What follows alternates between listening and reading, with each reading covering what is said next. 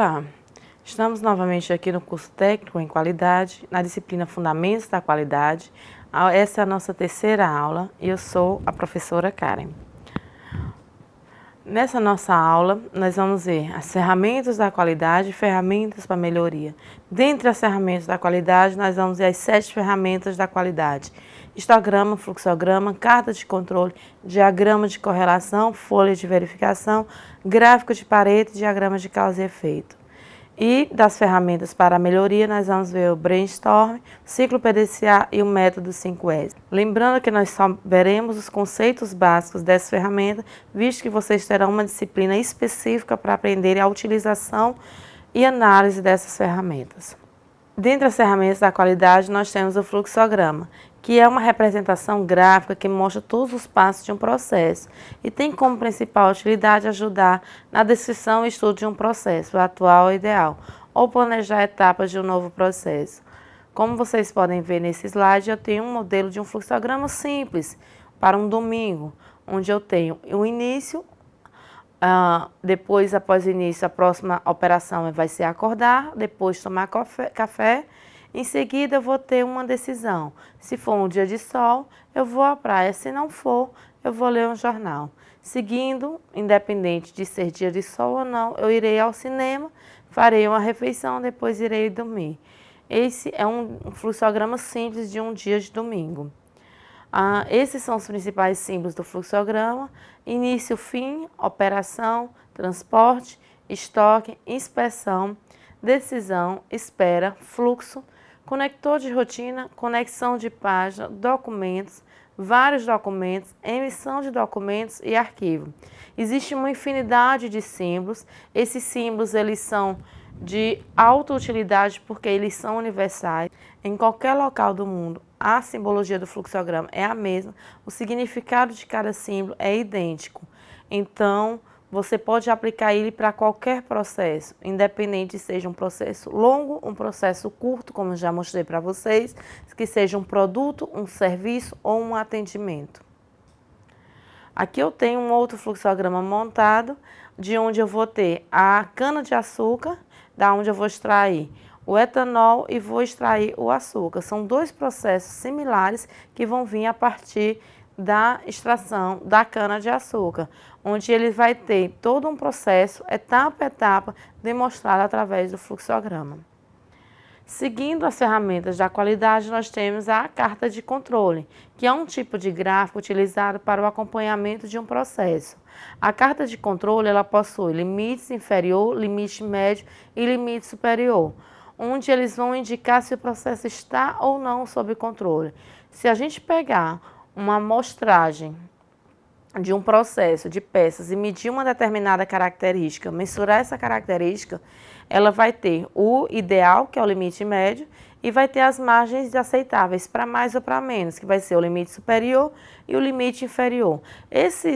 Essas características estando dentro dessa margem superior e inferior, considere esse processo controlado. Se por acaso tiver pontos, como a nossa figura apresenta pontos vermelhos fora dos limites, a gente vai dizer que esse processo possui causas especiais, algum problema que deve ser solucionado. Seguindo, nós temos o diagrama de dispersão, que são diagramas utilizados para determinar a existência ou não de relações entre duas variáveis ou características de um produto ou serviço. Esses diagramas são utilizados para estudar potenciais relações entre duas variáveis. Vocês podem ver que aí está mostrando a relação negativa, a relação positiva e a relação inexistente. Na relação negativa, quando eu aumento o eixo X, o eixo Y diminui. Na relação positiva, quando eu aumento o eixo X, o eixo Y também aumenta. E na relação inexistente, quando eu tenho pontos aleatórios, eu posso aumentar X, Y aumentar, como eu posso aumentar X, Y diminuir e por aí vai. O diagrama de correlação, como já foi dito, tem esses 3 tipos de correlação: negativa, positiva e inexistente. E nós temos o histograma. O histograma tem como finalidade mostrar a distribuição de dados através de um gráfico de barras, indicando o número de unidades em cada categoria. O histograma ele é muito utilizado pelo IBGE, Por quê? Porque ele analisa vários dados de uma quantidade de uma amostra de grande porte. Ou seja, ela não analisa amostras pequenas, sim amostras com uma quantidade muito alta e com várias variáveis dessa mesma amostra. Aqui a gente tem um exemplo de um histograma sobre a distribuição das pessoas de 10 anos ou mais de idade ocupadas, segundo sexo e classes de rendimento mensal. Esse histograma é de 2003, ele mostra que, por exemplo, quem recebe até um salário mínimo, a maioria são mulheres. E aí você vai tendo uma outra análise de um salário mínimo a 2 salários, de 2 a 3 e por aí vai. Então, ela está analisando esse percentual da amostra por inteiro. Ou seja, ela analisou duas variáveis de uma mesma amostra em um mesmo gráfico. Existem diferentes tipos de histograma, mas os mais comuns são o simétrico, que é o tipo de distribuição normal, o assimétrico, que é apenas com um pico, histograma de 2 picos, histograma tipo de despenhadeiro, histograma tipo platô e histograma com uma ilha pequena isolada. O tipo de histograma tem características próprias e mostra como a amostra se comporta. Seguindo as ferramentas da qualidade, a gente tem a folha de verificação. O objetivo dessa ferramenta vai ser gerar um quadro claro de dados que facilite análise e tratamento posterior. Ou seja, ele vai fornecer uma tabulação de dados coletados. Aqui a gente tem um modelo de folha de verificação não tabulado, onde 200 pessoas foram entrevistadas sobre o atendimento público e cada uma deu seus piores problemas, dentre filas longas, desatenção de funcionários, informações conflitantes, falta de educação, telefone ocupado, autoburocracia e outros. A folha de verificação ela vai dar de uma forma organizada esses dados, como a gente vai ver aqui. Essa aqui eu tenho uma folha de verificação tabulada, onde eu vou aplicar a frequência relativa acumulada e a frequência acumulada em porcentagem, que vão me fornecer dados para serem utilizados numa outra ferramenta da qualidade, que é o gráfico de Pareto. O que é o gráfico de Pareto? O gráfico de Pareto é um gráfico de barras que ordena as frequências das ocorrências da maior para a menor, permitindo a priorização dos problemas. O gráfico de Pareto ele possui uma curva que é chamada de curva das porcentagens acumuladas. Sua maior utilidade é a de permitir uma fácil visualização e identificação das causas dos problemas mais importantes, possibilitando a concentração dos esforços nos mesmos. Bem, esse slide ele apresenta um gráfico de Pareto referente à folha de verificação apresentada anteriormente, onde vocês podem ver a curva das porcentagens acumuladas. Quanto mais inclinada essa curva, maior o impacto das primeiras colunas, no caso a coluna A e B, sobre os reais problemas da empresa. O gráfico de Pareto, ele prega o quê? Poucas causas levam a maioria das percas, ou seja, poucas são vitais, a maioria é trivial. Quando a gente analisa os problemas dentro de uma empresa, a gente chega à conclusão que são poucas causas que geram vários problemas. Quando a gente consegue encontrar essa causa raiz do problema, a gente consegue resolver vários pequenos problemas de uma vez. Seguindo, nós temos o diagrama de Ishikawa, também conhecido como diagrama de causa e efeito. É uma representação gráfica das causas de um fenômeno, ou seja, ele serve para apresentar os fatores que determinam os resultados que desejamos obter e também as causas de um problema que precisamos evitar. O diagrama de Ishikawa ele é composto pelos 7 M's, onde não necessariamente para você montar o diagrama você tem que preencher todos os 7. Desde meio ambiente, máquina, materiais, método, mão de obra, medição e gestão. A partir daí a gente vai encontrar as possíveis variáveis, causas ou possíveis necessidades para poder implantar um serviço. Aqui eu tenho um diagrama de causa e efeito e um desempenho desejado, onde foi feito um diagrama de causa e efeito para montar um bom restaurante, onde cada variável mostra as necessidades básicas para se ter esse bom restaurante. E com isso eu vou mostrando de uma forma visual todas as ramificações dessa implementação desse novo serviço. Seguindo, depois de nós vermos as ferramentas da qualidade, agora nós vamos ver as ferramentas para melhoria.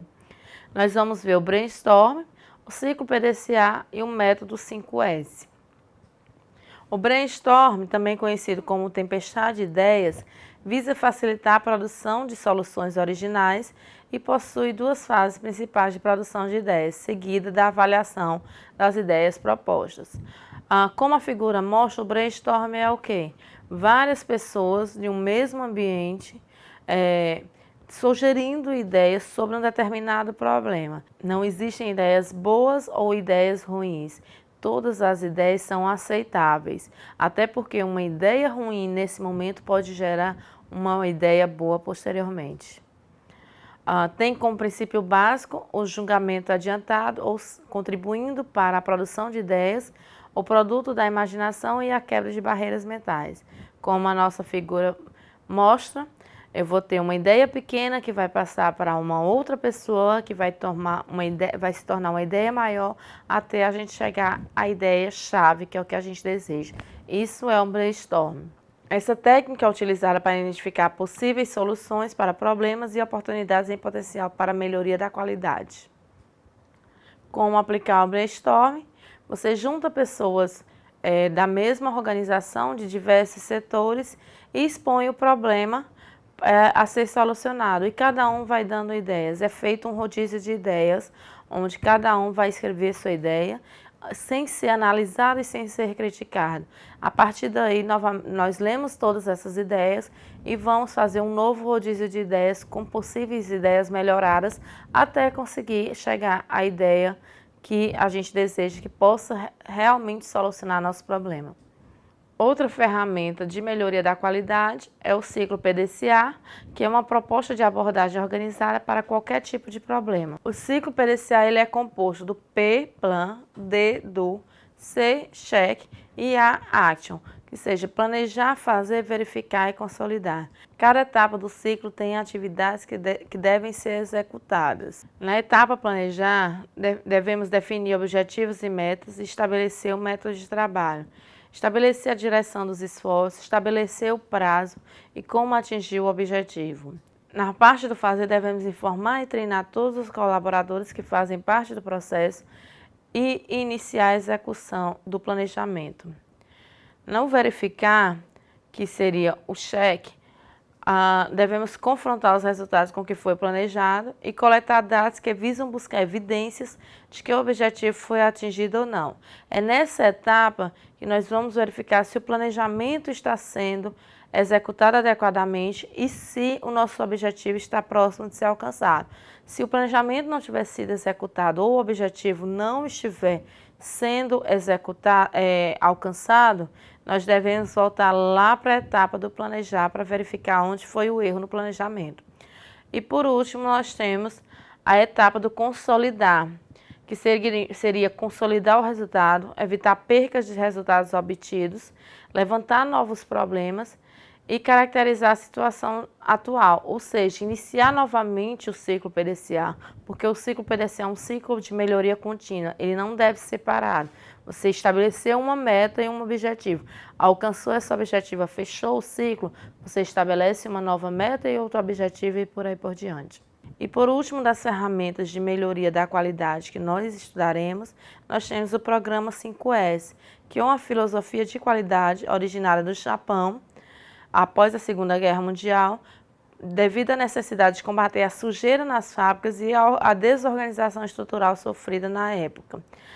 O 5S, ele é um programa que ele trabalha a organização, a limpeza, a higiene, a saúde mental e a autodisciplina no ambiente. O 5S é composto por 5 sensos, onde cada uma é uma etapa a ser seguida. O 5S é um passo fundamental para elevar a organização a um nível superior de qualidade, onde visa a melhoria da produtividade, redução dos custos operacionais, redução do absenteísmo, melhor aproveitamento de materiais e equipamentos, redução de desperdício, uso eficiente do tempo, dentre outros. Ou seja, a contribuição do 5S para as empresas ela é gigantesca.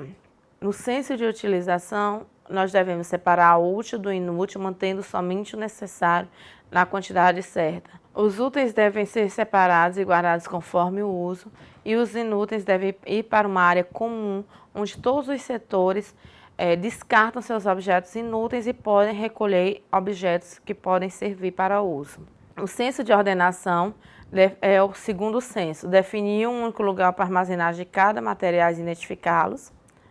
O senso de limpeza, limpar e buscar eliminar as fontes de sujeira, ou seja, deve ser uma limpeza contínua e não somente no dia em que for feita a implantação do programa 5S.